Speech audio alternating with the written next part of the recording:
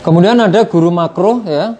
Bahkan yang terakhir ini guru haram ya. Harapannya kita tidak masuk dalam kategori yang terakhir ini ya. Maka di situ kehadirannya tidak diharapkan ya. Bahkan kehadirannya membuat semua siswi dan teman seterusnya merasa susah ya. Dan mudah-mudahan dan saya yakin guru-guru di Indonesia tidak ada yang masuk dalam kategori ini. Dan mudah-mudahan kita semuanya masuk dalam kategori sebagai seorang guru, yaitu guru wajib ya. Yakni kehadirannya sangat disenangi oleh siswa dan teman supervisinya, karena dengan kehadiran itu bisa memberikan inspirasi pada kita semuanya. Baik Bapak Ibu yang saya hormati, harapannya Bapak Ibu setelah kita tahu kategori tadi, harapannya kita bisa menjadi guru yang sejati ya. Maka guru sejati itu mempunyai ciri-ciri, mempunyai indikator, dan kira-kira kita nanti bisa masuk dalam kategori ciri-ciri guru sejati itu atau tidak. Yang pertama adalah ikhlas Bapak Ibu. Jadi ikhlas mengajar karena Allah ya.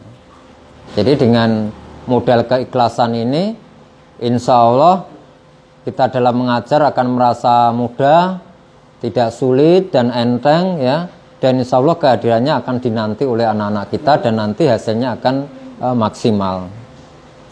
Kemudian yang kedua adalah terus belajar menambah ilmu Bapak Ibu. Jadi tidak hanya bermodalkan ikhlas saja, namun yang kedua itu kita semuanya harus terus belajar ya, mengupgrade diri ya. Jadi baik dalam kompetensi profesional ya, kompetensi pedagogis ya, yang terus untuk kita kuasai Bapak Ibu. Kalau kompetensi profesional itu artinya kita harus menguasai materi sesuai dengan mata pelajaran kita masing-masing. Kalau kompetensi pedagogis adalah sejauh mana kita bisa mengetahui teori-teori mengajar dan endingnya kita bisa mengajar dengan baik, dengan metode-metode yang tepat, model-model pembelajaran yang tepat, sehingga apa yang kita sampaikan kepada anak masuk dalam alam pikiran anak, dan nanti ketika adakan evaluasi maka nanti akan mendapatkan nilai yang maksimal di atas batas tuntas dan sesuai dengan harapan kita dan anak-anak kita. Kemudian yang selanjutnya Bapak Ibu, yang ketiga ya, ciri-ciri guru sejati adalah selalu tampil dengan cara baru ya. Maka kalau kita lihat guru-guru yang selalu mengandalkan cara-cara konvensional ya,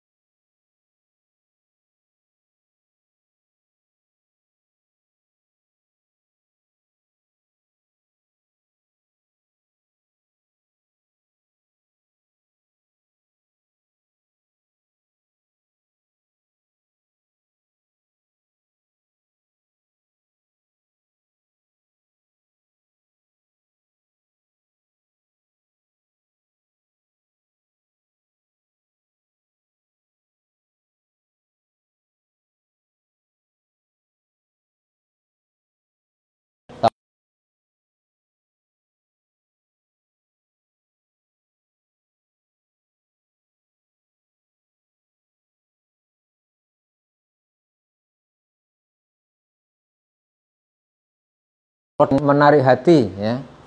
Maka di sini bisa dikatakan jadilah guru yang menarik hati, jadilah guru yang semangat selalu, jadilah guru yang cerdas dan pandai, kemudian jadilah guru yang kreatif selalu, jadilah guru yang menarik hati, siswa semangat selalu, prestasi yang baik ya, mewujudkan siswa-siswa yang teladan, dan seakan-akan di dalam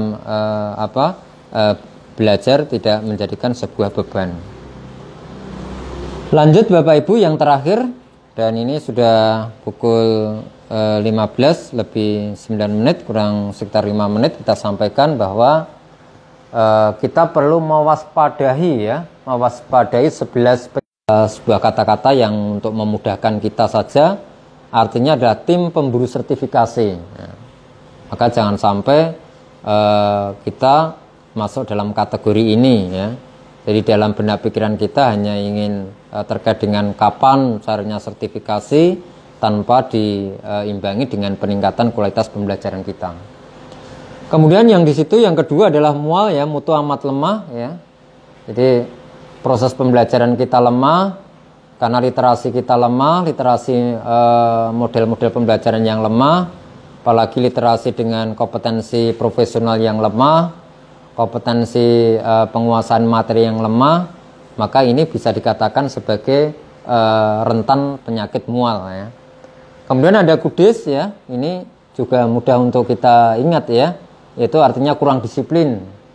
Jadi ketika kita PJJ yang sudah ditetapkan jadwalnya dari satuan pendidikan kita tidak bisa on ya, maka oleh sebab itu bagaimana upaya kita bisa mendisiplinkan diri dalam rangka untuk mengawal anak-anak kita. Kemudian di situ ada asma, Bapak Ibu, ya, ada TBC, ada kusta, ya.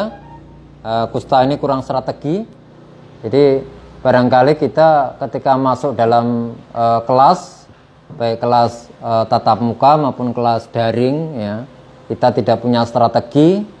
Dalam RPP kita tidak siap, ya, strategi yang kita sampaikan nanti seperti apa, maka oleh sebab itu sebuah keniscayaan kita harus menyiapkan sebuah rancangan proses pembelajaran atau RPP yang nanti akan kita gunakan untuk action dalam sebuah proses pembelajaran.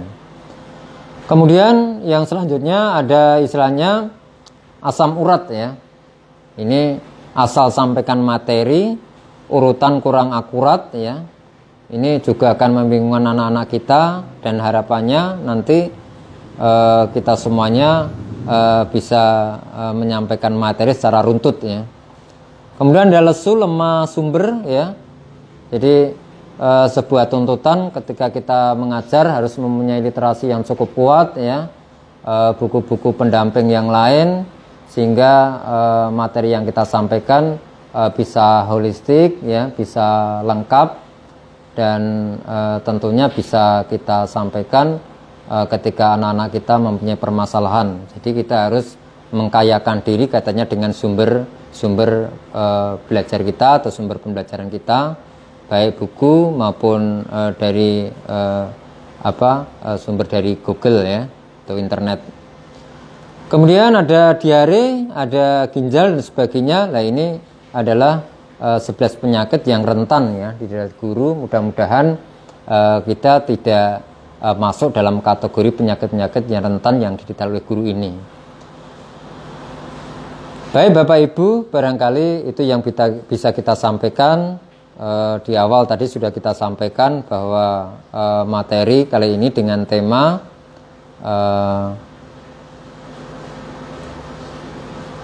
peran pemerintah ya, kemudian peran orang tua, kemudian peran guru ya,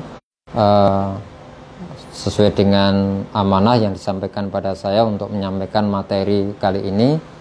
Tentunya dalam penyampaian materi ini tidak semuanya kita sampaikan karena berkait dengan waktu, karena virtual seperti ini tidak selama seperti tatap muka. Tatap muka bisa sekitar 2 jam bahkan lebih, tapi ini kita cukup 1 jam mengingat waktu dan kondisi. Maka oleh sebab itu sekali lagi kami mohon maaf yang seterusnya bila materi ini tidak disampaikan dengan sempurna. Yang jelas marilah kita terus bersemangat untuk mengawal anak-anak kita untuk mewujudkan generasi emas 2045 dengan memanfaatkan bonus demografi. Sekian, kurang lebihnya mohon maaf. Sekian, assalamualaikum warahmatullahi wabarakatuh. Waalaikumsalam warahmatullahi wabarakatuh. Okay. Demikian tadi penyampaian materi dari beliau Bapak Yono MPD.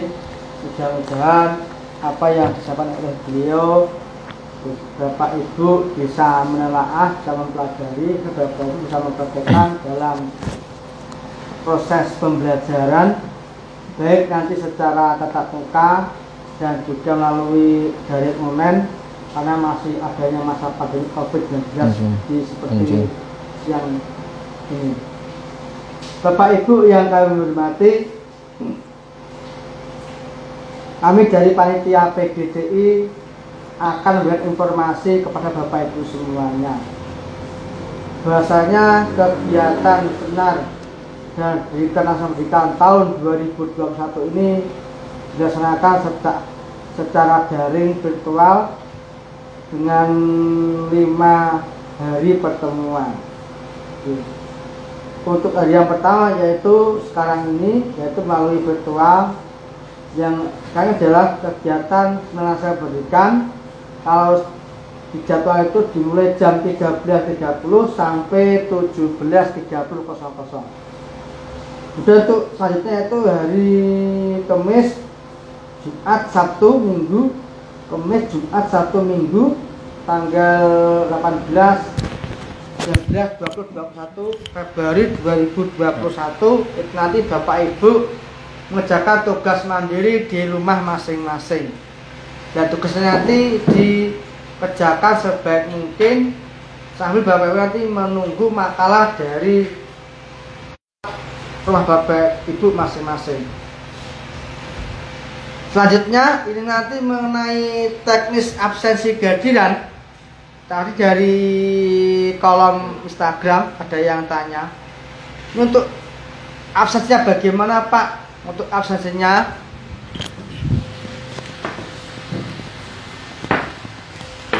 saya ulangi, ini nanti untuk absensinya ini nanti melalui Google Form. Google Form itu nanti berbentuk aplikasi yang nanti akan kami kirim ke nomor WA Bapak Ibu semuanya. Kemudian mengenai tanda tangan atau paraf kehadiran peserta, itu nanti juga akan kami kirim melalui aplikasi digital signature. Digital signature itu nanti juga kami kirim ke WA Bapak Ibu, ke WA Bapak Ibu masing-masing. Kemudian untuk makalah materi, jadwal kegiatan, tugas mandiri, hasil resmi kegiatan, kemudian SPD kosongan beserta piagam nanti akan kami kirim melalui via kantor pos ke alamat sekolah Bapak Ibu masing-masing. Nanti lebih lengkapnya nanti Bapak Ibu nanti bisa melalui hubungi ke nomor WA yang kami Bapak Ibu tulis di HP Bapak Ibu masing-masing itu. Kemudian mengenai teknisnya ini nanti Bapak Ibu nanti yang daftar di UPT atau di Korwil itu nanti piagam beserta makalah komplit bisa diambil di UPTD masing-masing atau di Kormin. Nanti menunggu informasi dari Kormin kecamatan masing-masing. Kemudian bagi Bapak Ibu yang daftar di panitia, langsung ke panitia, langsung ke saya. Ini nanti untuk makalah, jadwal kegiatan, tugas mandiri, sertifikat dan sebagainya akan kami kirim langsung ke alamat sekolah Bapak Ibu masing-masing. Bapak Ibu yang kami hormati, demikian tadi susunan acara dari siang hingga sore hari ini. Ini acara sudah selesai, ini sudah hampir sampai jam 3:30 sore. Bapak Ibu yang kami hormati, marilah acara pada sore hari ini kita tutup dengan bacaan hamdalah bersama-sama. Alhamdulillahirabbil alamin. Akhir kalam. Wassalamualaikum warahmatullahi wabarakatuh.